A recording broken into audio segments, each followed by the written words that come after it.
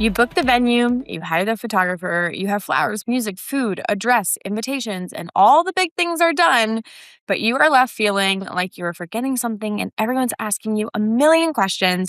Who's taking your cards home? Who is the marriage license? Who's steaming the bridesmaids' dresses? Where's your bouquet going at the end of the night? And how are you actually getting back to the hotel? And now you're sitting there thinking, wait, what else am I forgetting?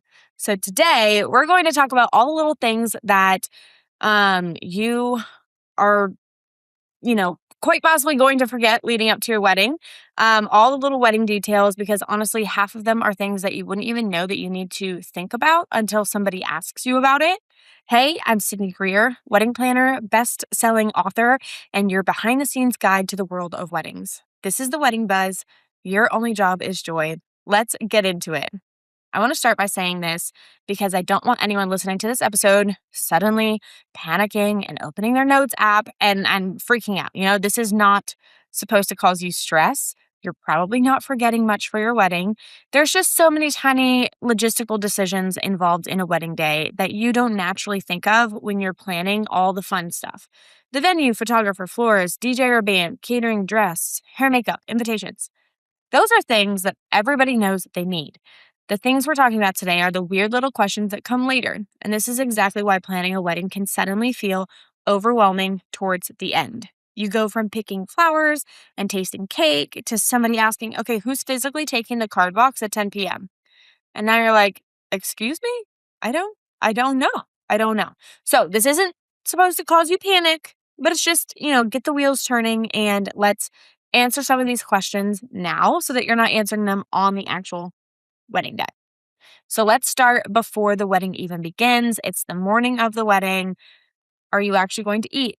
It sounds obvious, but somehow it's not. Breakfast, lunch, snacks, water, food for the bridal party, food arriving at a realistic time.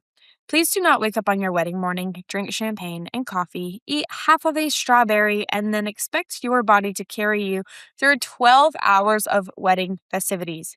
You need food, and preferably food that you're actually going to like and you're actually going to eat. I have had many brides decide to not eat that day, and then guess what? They're lightheaded. They don't feel well. You need to eat. They also forget to figure out what to eat. And I've had wedding parties who are like, we're starving. And, then they're panicking, trying to order room service. Where's the food going to come from?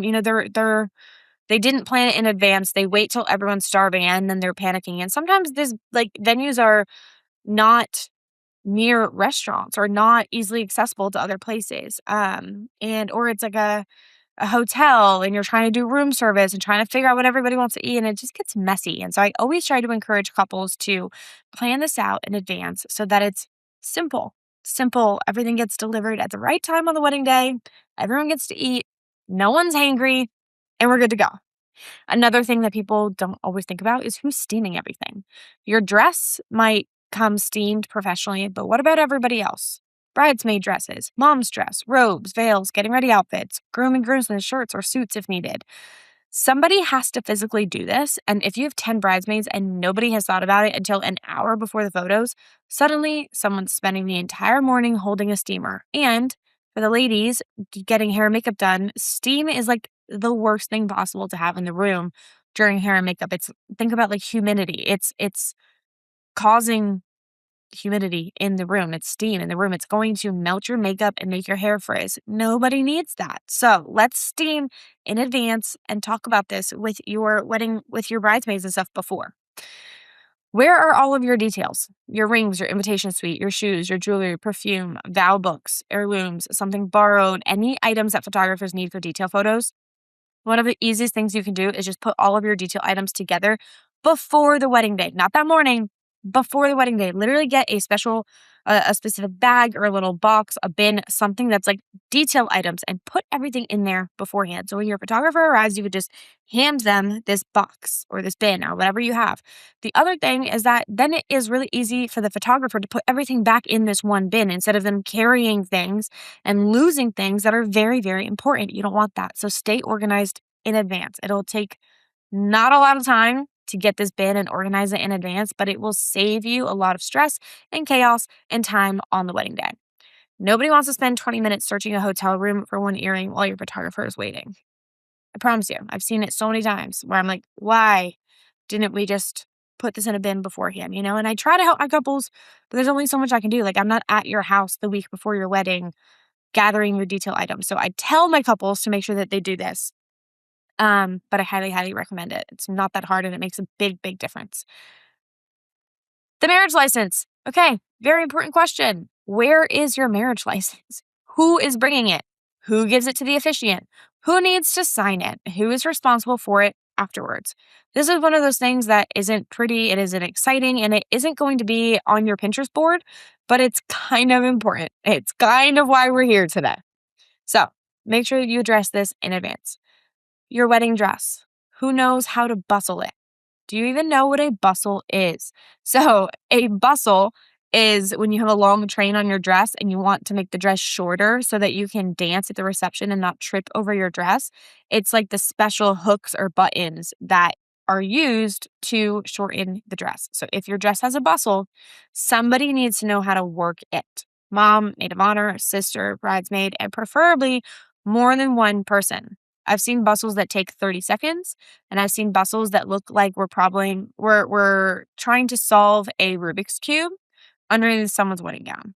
If your seamstress can show somebody how to do it, take a video. Seriously, take a video because you'll look at it, you'll be like, yeah, I got it. That's easy. And then on the wedding day, everyone forgets how to do it. So take a video of it.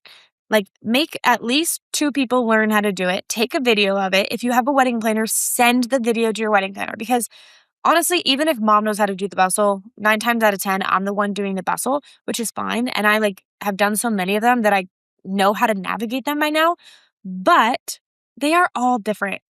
And so if you can send me, if you're my couple, if you're my bride, if you can send me a video of your bustle in advance where I can just take a glance at it and be like, oh, okay, got it. Like hers has 6 buttons or 7 loops or whatever it is, I can familiarize myself with it in advance. It helps tremendously, absolutely tremendously. So take a video of it. If you have a planner, send it to your planner. But even if you don't have a planner, even if your mom or your bridesmaids are there learning the bustle, make sure to take a video because on the wedding day, they might forget how to do it. But if you have that video, they can quickly learn.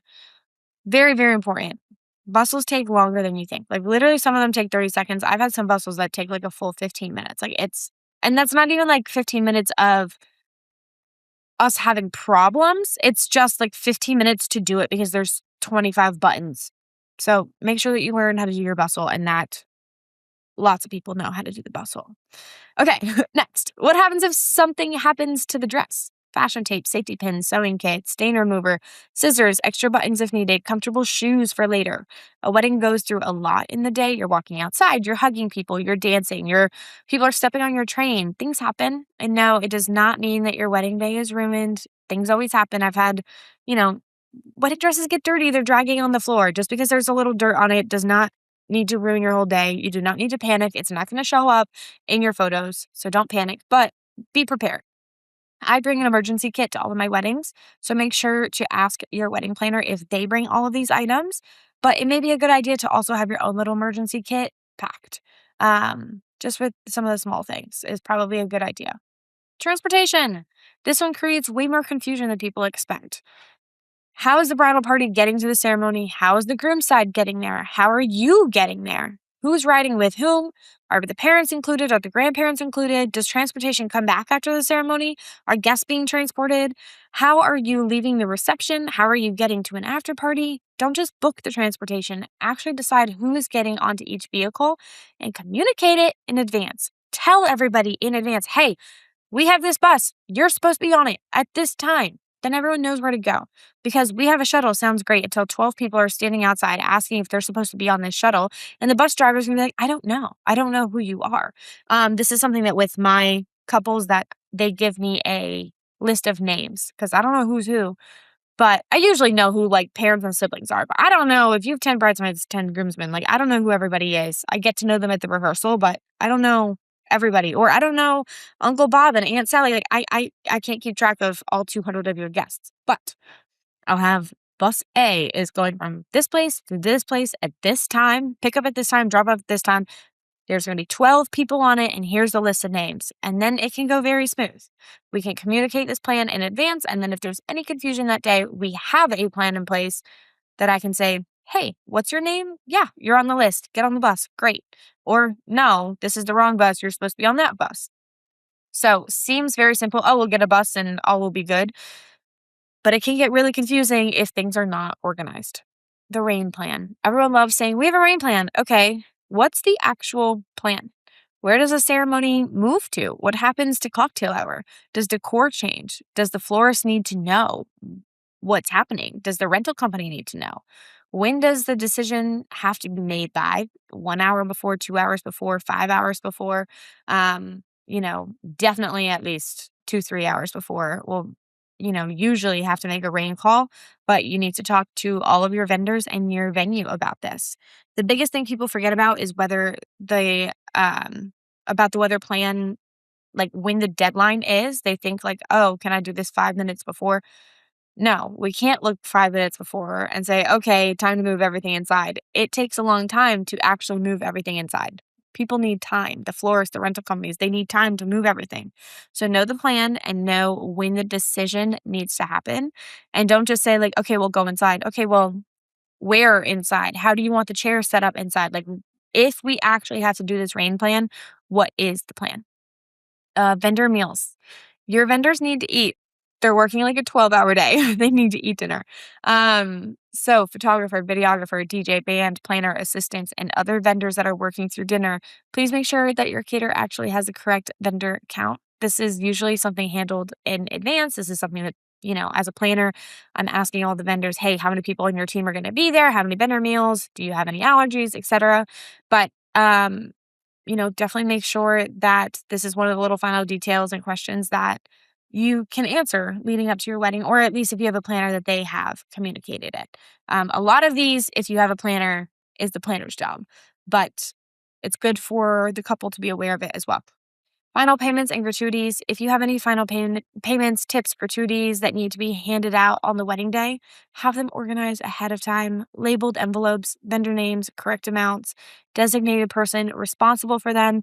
You don't want to be Venmoing on the dance floor. It just is messy. It doesn't look great. Have it organized in advance. I've also had people that have like a big wad of cash and they're like pulling cash out at the end of the night. And I'm like, this just is a little messy. Like, let's have it in envelopes beforehand. If you don't want to seal the envelopes so that you can like see how the DJ does and see how the photographer does and make sure that you're happy with them so you can like change the amount or something, that's fair. But have a designated person that's in charge of this, and I would say have it as organized and ready to go as possible. Your stuff. Who's holding your stuff? Where does it all go? This is where we get into the glamorous world of wedding planning. Who's holding your phone? Who's holding your lipstick? Where is your purse? Where's the room key? Who has your overnight bag? Where are your comfortable shoes? And no, the answer to every single one cannot be your mom. Your poor mom. Your mom can't handle everything. Your maid of honor can't handle everything and be in charge of everything. So again, this is something that as a planner I often have, or like I'll take from the bride and I'll put it under her reception seat so that it's ready to go, and like under the linen you can't even see it. But have a plan for this. Where do you want your stuff to be? And you don't want to be having to run up to your hotel room or something in the middle of your reception or lose a room key, or just have a plan in place. Your cards and gifts. This is a big one. Who takes the card box at the end of the night? Who takes the physical gifts? Where are they going? A hotel room? Your parents' car? The couple's car? A secure room? You do not want the reception ending and everyone looking at each other like, wait, who's taking the cards? Decide this before the wedding. Your personal decor. Anything that you brought to the wedding has to go somewhere after the wedding. Welcome sign, guest book, photos, candles, card box, memorial items, custom signage, cake topper, champagne flutes, personal decorations. Who's packing it up? Who's taking it? What car does it go into? And does the venue allow you to leave anything overnight? Because at the end of the wedding, somebody has to own every single item that's left in that room. And I have seen so many times where people don't have a good plan in place. They don't decide this. And then people at the end of the night are like, wait, what do I do with this? This usually happens when it's more of a DIY wedding because the family is in charge of cleaning everything up, but they don't realize this really until the end of the night. It's much smoother when you have professional vendors because then they are in charge of it. And for little personal items like guest book, card box, memory frames, table numbers, if you bring those, like me as a planner, I'll collect them for you. But when it comes to like bigger decor, usually that's a florist or rental company that's responsible for that. But if it's DIY, usually it's the family. So make sure that your family is aware of this well in advance, or consider this before you decide to do a DIY wedding. What about the flowers? Your florist may come back for their rental items, but that doesn't necessarily mean that they're going to take your flowers. Your bridal bouquet, your bridesmaids bouquets, centerpieces, if they're yours to keep, ceremony flowers, any flowers that you want preserved. If you're having your bouquet preserved, somebody needs to know where that bouquet is, and someone needs to have it ready to go. I would leave it in water throughout the reception so that it stays alive. And please tell that person before they've had 6 glasses of champagne that they're responsible for this. Don't wait till the end of the night when your bouquet's been sitting out all night. It's been thrown around. It's a mess. And then go, oh, wait, I want it preserved. Where is it? And can someone take care of it? That's not the time to do that. A lot of times florists will come and take your flowers and throw them away. But if you want to keep them, make sure that you have a way of taking them home, and make sure that you do communicate with your florist that they will come back and take the flowers, because I have had some that don't want to come back and clean it up. And I'm not a fan of that. I think it's very unprofessional for them to not clean it up because someone has to clean it up. So I think that if they set it up, they need to clean it up unless there is a different agreement that you've made with them. The cake. If you have leftover cake, what happens to it? Is the venue boxing it? Is the bakery providing boxes? Who takes it? Are you saving the top tier? Does somebody need to refrigerate it? Again, completely random question until you're standing there at the end of the night with half of a wedding cake going, what do I do with this and how do I take it home? I have seen, you know, all the staff take cake home. I've seen big cakes get thrown away because it's just no one has a way of taking it home. So if you want the leftover cake, make sure you figure out a way to take it home. Your timeline. One of the biggest things that people forget about is having a timeline is not the same thing as everyone knowing the timeline. Bridal party, parents, vendors, transportation, officiant, anyone giving speeches, anyone involved in special moments. Your bridesmaids need to know when they need to be dressed. Your dad needs to know when the family photos are. The person giving a toast should probably know roughly when they're giving that toast so they're not blindsided. And your transportation company definitely needs to know when people need to be where. So, who's answering these questions? This might be one of, the biggest ones. Who are people calling on wedding day? Because I would really prefer that answer is not the bride. And honestly, I would prefer that answer to not be mom either. Your mom should not be the one getting phone calls while she's trying to get her hair done because somebody can't find the loading dock. That's why your vendors need to know the correct point of contact. And if you have a planner, send all your vendors to us. If you don't have a planner, hire a planner, because I promise you that you don't want to get these phone calls on the wedding day. And I promise you that the phone calls will come. There's always phone calls on wedding day. So make sure that those phone calls are directed to a planner, not to you as the bride or groom. That's literally what we're here for. That's our job. And I just promise you, you don't want those phone calls on the wedding day. And neither does your mom, and neither does your sister, and nobody does. Except for your planner. I want them. I want the phone calls. What happens after the reception? People spend an entire year planning the wedding, and sometimes we get into the final hour of the timeline, and suddenly it's like, now what? Am I going back to the hotel? Is there an after party? Is transportation arranged? Do you have your room key? Does your overnight bag already exist where you need it? Where are your personal belongings? Who has your dress bag? Where is your car? The wedding ending should not be a moment everybody suddenly starts figuring out the logistics. Have a plan. Have a plan. If you have an overnight bag, have it packed. Have it in the room that you're going to, or have your planner help you with that. I do that all the time. I'm like, hey, here's my suitcase. Can you put it in this room for the end of the night? Sure. Within reason, sure. Make sure that you have a plan and you have what you need so that you're not absolutely scrambling at the end of the night. The thing you actually need to remember, so after listing all of this, you may be thinking, Sydney, I was less stressed before I started this episode. But here's the point. You don't personally need to spend your wedding day thinking about every one of these things. You just want the questions answered ahead of time. That's such a huge part of wedding planning, and it's not necessarily knowing some magical wedding secret. It's knowing which questions need to be answered before the day arrives. This is a big reason why the last 2 months feel so busy is because you feel like, okay, I have all my vendors secured, everything's done. And then as it gets closer, you're like, oh my gosh, there's so many other little details that I need to answer. So this is why the final stretch of planning can feel so different from the rest of your engagement. At the beginning, you're making big decisions: venue, photographer, flowers, entertainment, design, and towards the end, you're making tiny decisions. Who's taking this? Where does this go? At what time does this person arrive? And who's sitting in this vehicle? What happens if it rains? And individually, none of those things are, that difficult, but there can be 100 of these questions. And that's why good planning makes a big difference. Try to think about the who, what, when, where, and why for the whole day. Start at the beginning of the day and through every step, think about who, when, what did I just say? Who, what, when, where, and why. Um, if you're planning your wedding and you're worried that you're forgetting something, I promise you probably don't need another Pinterest checklist with 400 boxes on it. You just need a good plan. You need to know who's responsible for what, and you need somebody looking at the day from beginning to end and asking the questions you didn't even know you needed to be asking. Because when wedding day finally comes, you should not be wondering who has a marriage license, where's the card box going, whether your photographer ate dinner, or how bridesmaids are getting back to the hotel. Those are things that should already have answers. Your job is to put on the dress, marry your person, drink the champagne, get on the dance floor, and actually experience the wedding you spent all this time planning.